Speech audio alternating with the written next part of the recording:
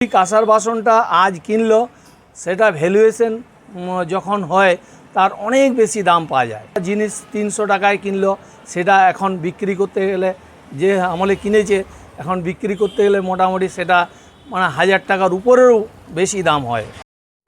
বাঁকুড়া শহরের 20 নম্বর ওয়ার্ড, কামারপাড়া লালবাজার। একসময় এই জায়গায় বাস ছিল 200টি কাঁসা শিল্পী পরিবারের। সেই সংখ্যাটা কমে দাঁড়িয়েছে 40-এ।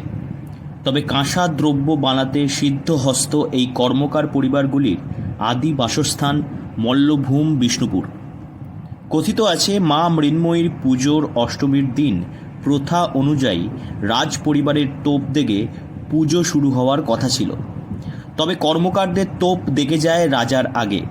ক্ষুব্ধ রাজার কবল থেকে বাঁচতে বিষ্ণুপুর ছেড়ে প্রথমে অযোধ্যা গ্রাম হয়ে বাঁকুড়ায় আসেন কর্মকার পরিবার। তারপর থেকেই বাঁকুড়া শহরের অন্যতম প্রাচীন পল্লী কামারপাড়ায় তৈরি হয়ে আসছে কাঁসার ঘটি, বাটি এবং থালা। তবে কাঁসার বাসন কেনার ক্ষমতা কমেছে মানুষের। আর্থসামাজিক পরিস্থিতি, স্টাইল এবং চাহিদা পরিবর্তন হয়েছে। সেই কারণে সাধারণ মানুষ ঝুঁকছে প্লাস্টিক এবং অ্যালুমিনিয়ামের দিকে। কারণ কাঁসার বাসন বানানো একটি সময় সাপেক্ষ এবং খরচা সাপেক্ষ ব্যবসা।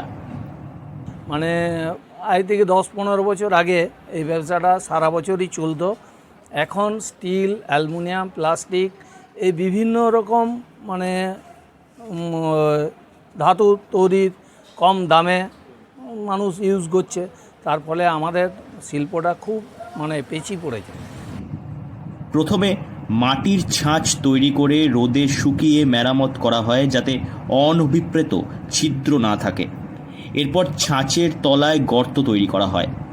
তারপর সেই গর্তের মধ্যে কাঁসা দিয়ে সেটাকে শুকিয়ে পালিশ করে তৈরি করা হয় কাঁসার বাসন। কয়লা, 5 থেকে 6 জন কারিগর এবং বিনিয়োগ মিলিয়ে প্রতি কেজি কাঁসার বাসন কিংবা ঘটি বানাতে খরচ হয় 130 থেকে 140 টাকা। বাজারে বানিতে 190 টাকা কিলো দরে বিক্রি করা হয় এই বাসনগুলি।